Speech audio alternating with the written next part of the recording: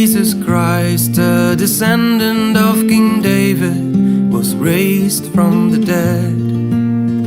This is the good news I preach. This is the good news I preach. The word of God cannot be chained. The word of God cannot be chained.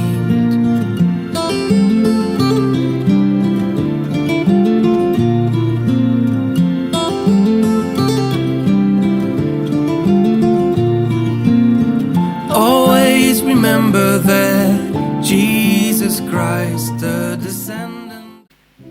Today we are brought to celebrate a feast out of the liturgical readings for the Sunday, 24th Sunday of Ordinary Time. During my pastoral service in Italy, I met a woman with a child who had just come from Ghana. This woman came with a child about 4 years old. She started frequenting the Ghana community, and after a short while, she stopped coming to church. I didn't see her until about 6 months later.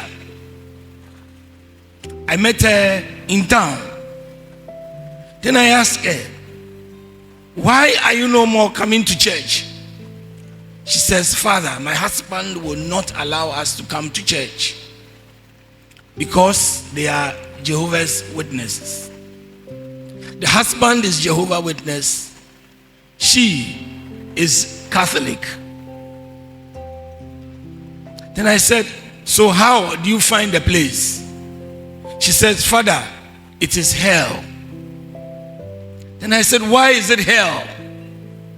Then she said, "Well, if it is just for me, I would have said it is okay. But for my daughter, your friend." And I said, "What about her?"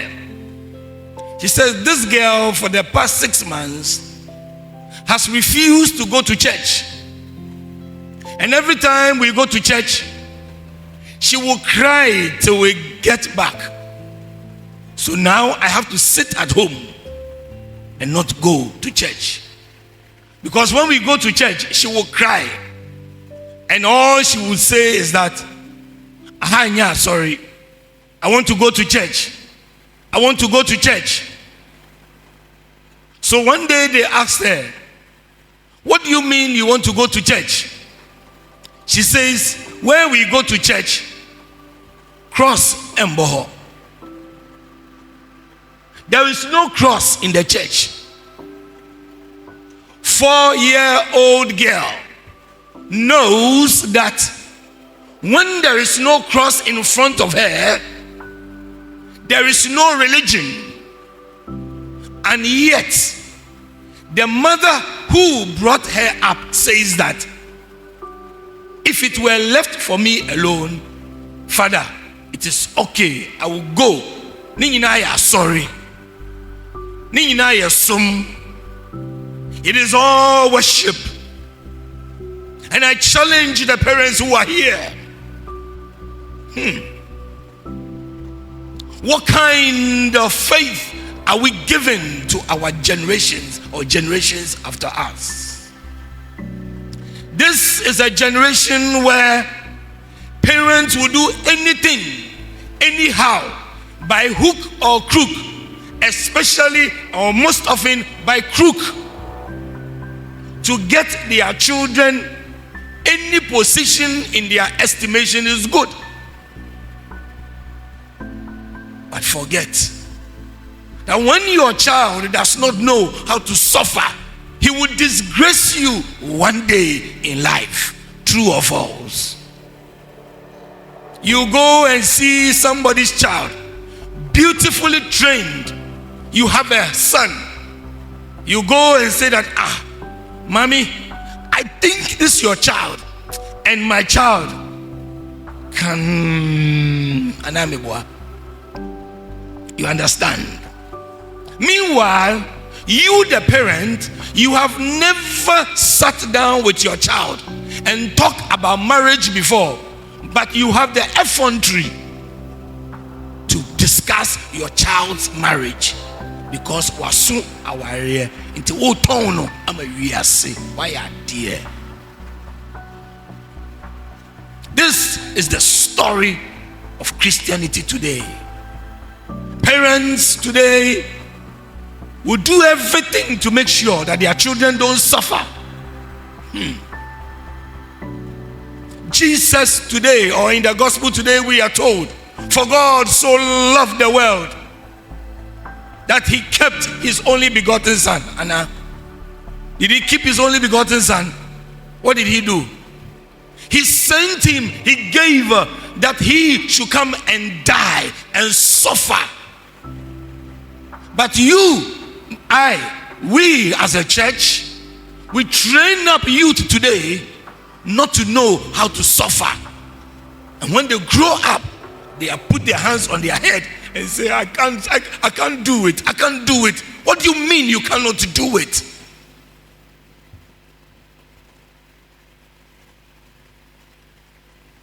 It is just like the famous story that we are told. A driver is on the driving. The car is going backwards. He tells the mate, put the chalk the car. He said, I don't see how to do it. I don't know what to do. Then the driver said, Utiniwana, don't you have head? Then the mate will now put his head where? Yes, because the driver and the mate have never discussed issues that are important in life. The cross is a symbol of suffering. And yet, many of us refuse suffering. I want to give you another example. You come to church, Father is standing there. Let me use Father Martin. Father Martin is standing at the corner distributing food. Father Raymond or Father Eric is standing at the corner distributing work. Which one will you go to? Maybe sir. Which of them will you go to? Food.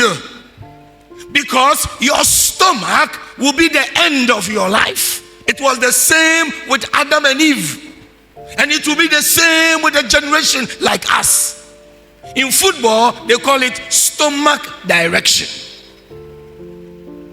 It's called what? Many of us live and do our things because full. Young ones are growing. They see people with flashy cars. They run to their parents and say to them, Daddy, I want this type of car. I want to marry this type of person. I want to do this type of life. And then the parent will say to the child, why are dear Pamiba when you be?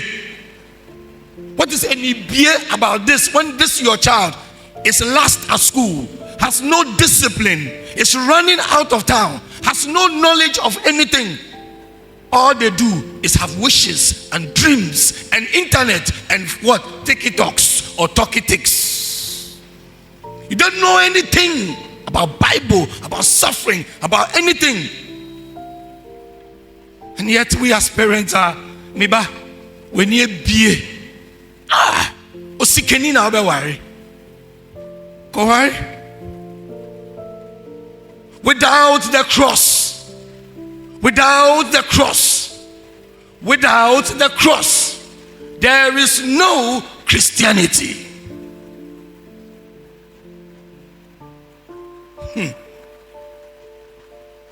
Exaltation of the cross.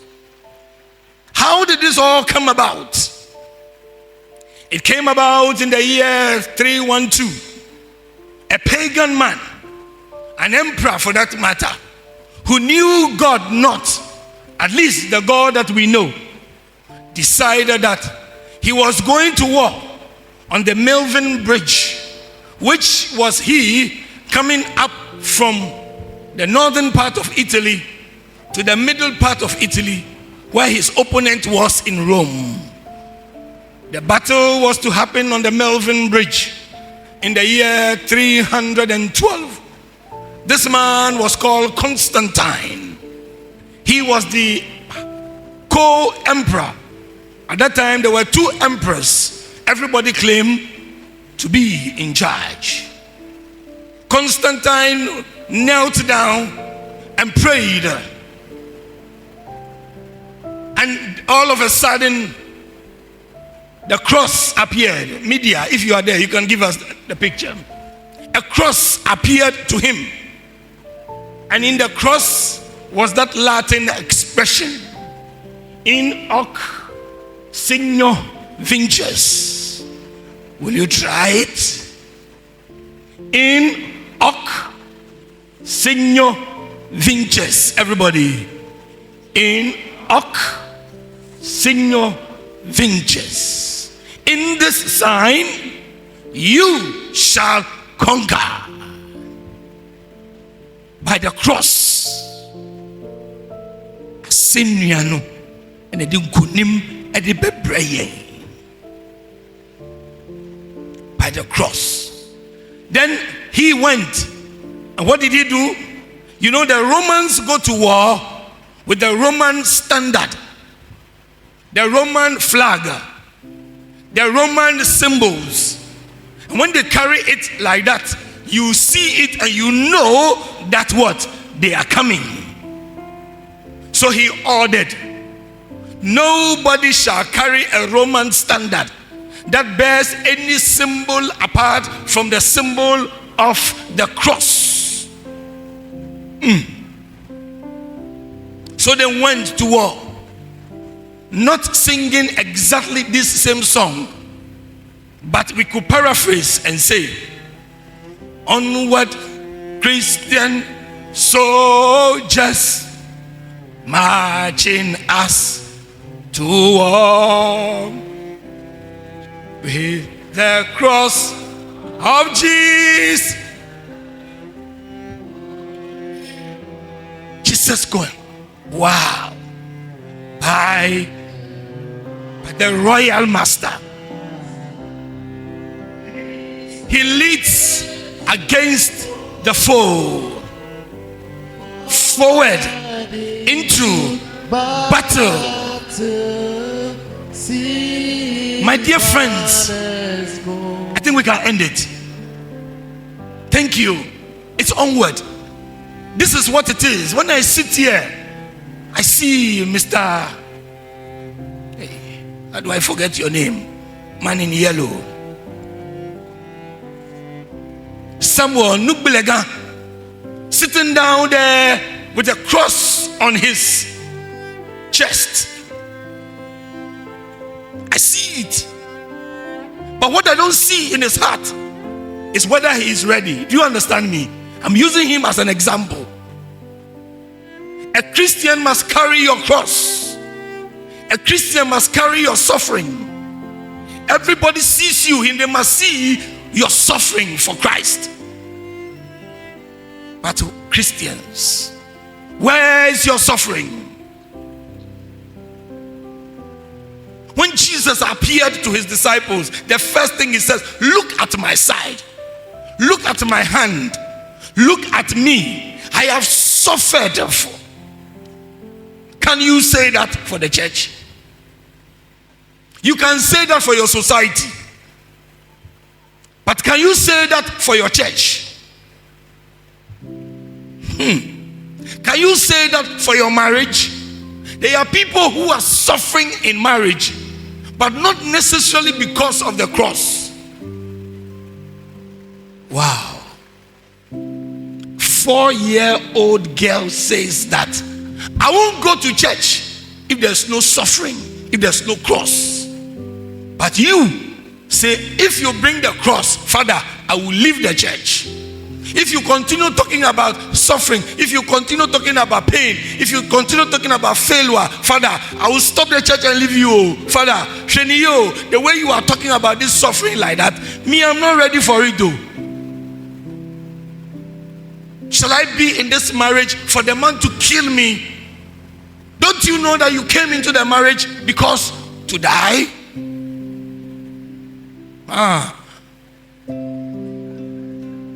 Yeah, I know you will laugh, but me, I tell you the truth.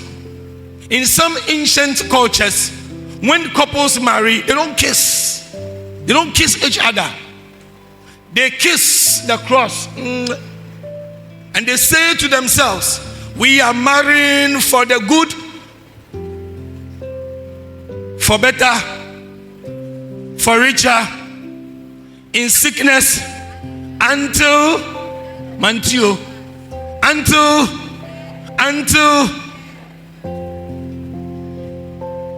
this week at the tribunal judge in the Catholic Church, Accra, we have been sitting last week, this week, we have been sitting on cases. Just last week, this week, not less than 9 cases have been brought in 2 weeks. 2 weeks, 9 cases. This is family month. This is marriage month. They say couples should come for a program. The man says that me, I won't come down. The woman says that me, the way this man is insulting me and behaving in the church, me, come and sit in the same, I won't come. Now who you they do? Now me brought you to the marriage or you choose them? Share. Once you enter into it and you put your hand to the plow, you must stay in it. Do everything. Now you remember agonizomai. Do you remember? What is the meaning of agonizomai? Do everything. Did you go and look for the Bible where agonizomai is? Did you look for it? Let me give you another homework. Simon of Cyrene was asked by the soldiers to carry the cross with Jesus. Did Simon of Cyrene carry the cross, the same cross with Jesus? Did Simon of Cyrene carry the cross and walk ahead of Jesus? Did Simon of Cyrene carry the cross and walk along with Jesus? Did Simon of Cyrene carry the cross and walk at the back of Jesus? Did you hear? How many questions? 4. Number 1. Omumienu no musua cross no. Number 2. Oje cross no nanti wonenim. 3. Oji asennua no onanti wo Jesus nchen mu ne ne koe. 4. Oji asennua no odidi Jesus echi anaso ode fine. Answer.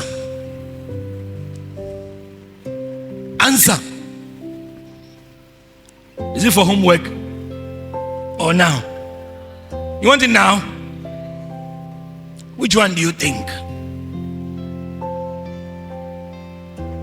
He never walked ahead. He never carried the same cross with him, with Jesus at the same time. He didn't walk by the side, but he walked at the back of Jesus.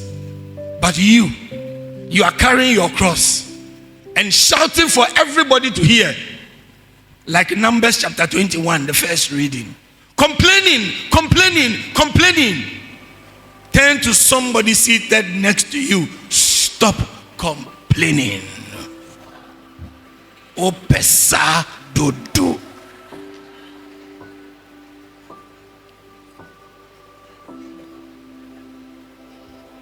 The exaltation of the cross. It means, from today's reading, it says that just as Moses lifted up the serpent in the desert, so must the Son of Man be what? Lifted up. Jesus says to us, Matthew chapter 16 verse 4. This is a wicked and a perverse generation that seeks not the will of God, but it is a generation that seeks for signs and wonders. Now I say it with emphasis. Any generation that is moved by signs and wonders, according to the mouth of Jesus, is perverse, is adulterous, and is wicked. Wow. It is not Father Raymond saying it. Read Matthew chapter 16 verse 4. Let's do miracle service. All those of you who don't come to church, you will come. Let's do marriage session. You have been married for 20 years, but you won't come. Let's do family session. By the way, feedback from the family session, those who went for the family. One family said, Father, this thing was so beautiful that we didn't know that our children had these complaints against us. One husband said, hey Father, I thank God for this occasion. Son said, if this program did not come on, I didn't know that my wife had harbored something against me, and if she had released it outside of that place, I'm sure our marriage would have ended today. But before we left the place, we were okay. One wife said that, Father, this has brought me the healing that I have been waiting for. What is your testimony?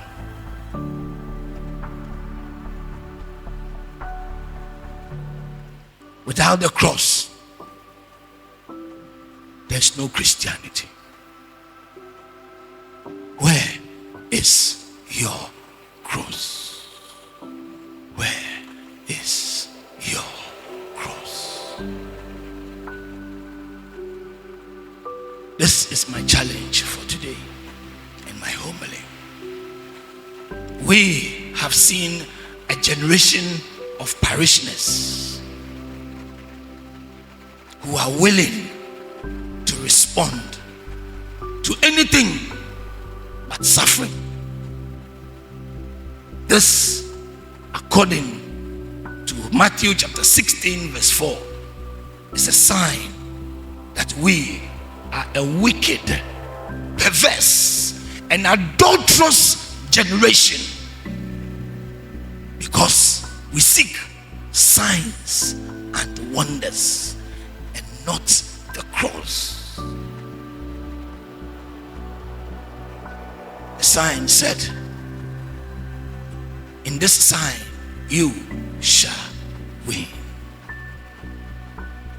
Where's the man to give us the song? Onward, Christian soldiers, marching us to war. 1 Corinthians chapter 1 verse 18 says that the message of the cross is foolishness to those who do not believe. 1 Corinthians chapter 2 verse 2 says, St. Paul, I will rejoice in nothing else except in the cross of Christ. Let those who have ears hear. He remains faithful.